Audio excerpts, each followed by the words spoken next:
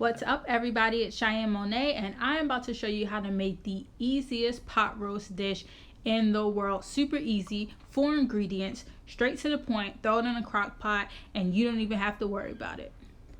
Alright, so let's get started. So on our ingredients list, we're not going to include salt and pepper because that's a given, but we do have the pepperoncinis. These are sliced. I love to use the sliced ones.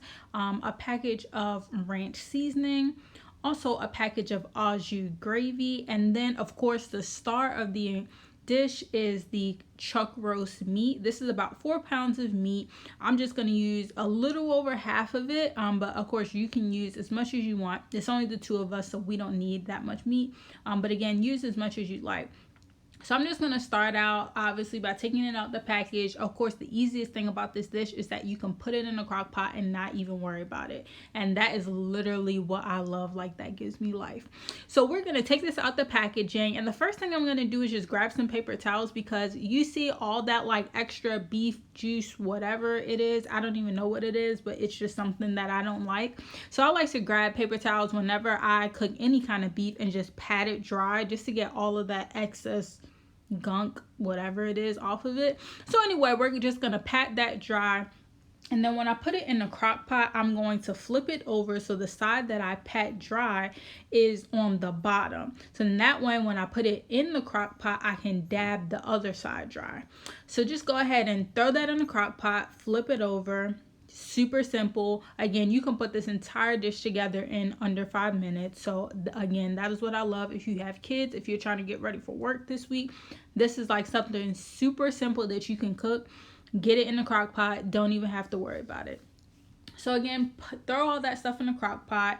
Again, I'm going to grab some paper towels and just dab it dry. If you need to stack the meat on top of itself, you can do that. Just make sure you put the seasonings that we're going to talk about next on both layers, so that way it's fully incorporated into the meat. So I am, like I said, only going to use about half of this. So I'm just going to throw that over to the side and put it in the freezer for another time that we can use it. So first I'll start out with putting my ranch seasoning package in the crock pot. Again, just throw it on there. No rhyme or reason. You don't even have to think about it. Just throw it on there. We're going to do the same with the Au Jus gravy. And the Au Jus is really good because it creates like a thick consistency, but it also gives it flavor at the same time. So again, take that Au Jus gravy and just throw it on top. No rhyme or reason to do it. Just sprinkle it all over to make sure it covers all the meat. And then after that, we're just going to take some salt and pepper and sprinkle it on top. You don't need to use a lot, but you just want to make sure you're adding a little bit extra seasoning. So throw that salt and pepper on top. One thing I'm not going to include in my dish is to use butter. You can add butter to this dish if you want some extra fat, but I personally just don't really need it. But go ahead and add like a tablespoon or 2 tablespoons of butter to your dish if you think you want a little bit extra fat. So I'm just going to take those sliced pepperoncinis. You can use the whole pepperoncinis if you like. If you do use a whole pepperoncini, use about 4. And then for the slice, I'm going to use what would be the equivalent to 4 to 5 pepperoncinis, even though they're sliced. So I'm just going to eyeball it. So I'm just going to scoop that out. Make sure it's all spread out over the dish. And then that extra little sauce that's inside, that's a lot of goodness in there. So I'm just going to sprinkle that on top and put a little bit of that sauce. So the pepperoncinis does give it a little bit of a kick. So just, be mindful when you use it, and don't use too much or too little. So then I'm going to throw that crock pot on, set it to low. You want to cook it for about 6 to 8 hours. I'm going to start out with 6 hours and then come back and check it. Most important thing is do not touch it until it has at least cooked for 6 hours. This meat is super, super tough, so you don't want to try to pull it apart, or you don't want to try to shred it until it's really ready. So leave it alone. Do not touch it until it has cooked for at least 6 hours. If it starts to fall apart easily, then you know it's ready. If not, it might need to cook for another 30 minutes to an hour. So as y'all saw, there was still over 3 hours left on the timer, so this is not ready, but just to show you what it looks like, as you can see, the meat still looks a little bit hard, and that is perfectly fine. That just means that it's not ready to go yet. There's a couple little brown bits. All I'm going to do is just stir that up and make sure the flavor is evenly distributed, and just let it continue to sit, not touch it at all. So here's the final result.